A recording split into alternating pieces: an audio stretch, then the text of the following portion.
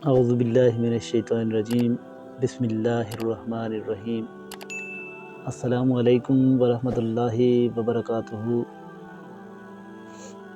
موسیٰ علیہ السلام کا قبطی کو مارنے والا واقعہ۔ حضرت موسیٰ علیہ السلام کی والدہ کا شہر سے باہر گھر تھا۔ آپ کبھی والدہ کے پاس ہوتے اور کبھی شہر آ جاتے۔ ایک مرتبہ آپ ظہر کے وقت یا مغرب اور عشاء کے درمیان مصر شہر میں داخل ہوئے۔ یہ وقت عموماً کچھ غفلت کا وقت ہوتا ہے۔ آپ نے دیکھا کہ دو آدمی آپس میں لڑ رہے ہیں، جن میں سے ایک قبطی تھا جو فرعون کی قوم میں سے تھا، اور دوسرا اسرائیلی تھا جو حضرت موسیٰ علیہ السلام کی قوم میں سے تھا۔ اسرائیلی نے موسیٰ علیہ السلام کو دیکھا تو قبطی کے ظلم و زیادتی کی شکایت کی اور ان سے قبطی کے مقابلہ میں مدد مانگی۔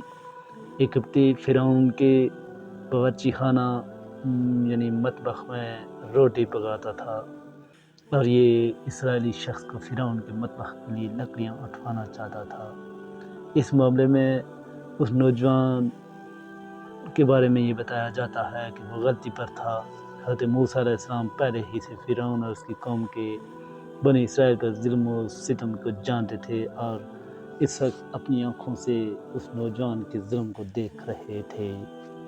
چنانچہ آپ نے پہلے تو اس قبطی کو سمجھایا، مگر وہ نہیں مانا، تو حضرت موسیٰ علیہ السلام نے تادیباً اس نوجوان کو ایک گھونسا مارا، جس کو وہ برداشت نہ کر سکا اور وہیں مر گیا۔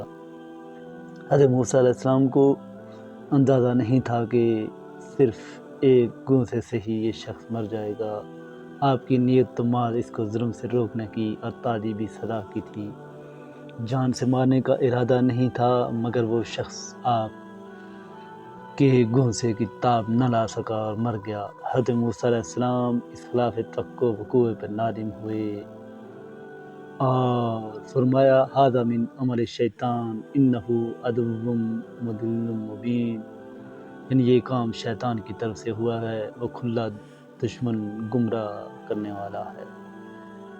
پھر اللہ تبارک و تعالیٰ کی بارگاہ میں عرض کیا، رب انی ظلمت نفسی فاغفر لی فغفر لہ انہ هو الغفور الرحیم، یعنی ہے میرے پروردگار، میں نے اپنے نفس پر ظلم کیا، مجھے معاف فرما دیجئے۔ اللہ پاک نے معاف کر دیا، کیونکہ وہ ہی معاف کرنے والا اور بہت رحم فرمانے والا ہے۔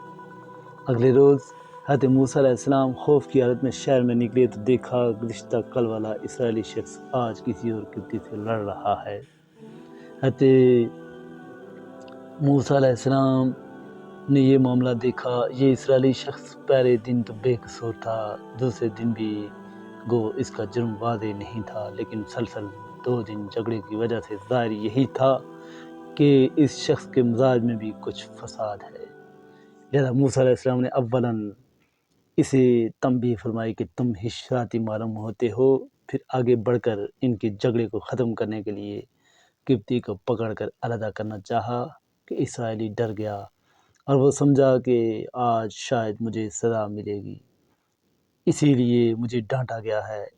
اس نے خوف کے عالم میں یہ جملہ کہہ دیا کہ اے موسیٰ، کیا آپ مجھے قتل کرنا چاہتے ہیں، جیسا کہ گزشتہ روز آپ نے ایک شخص کو قتل کر دیا۔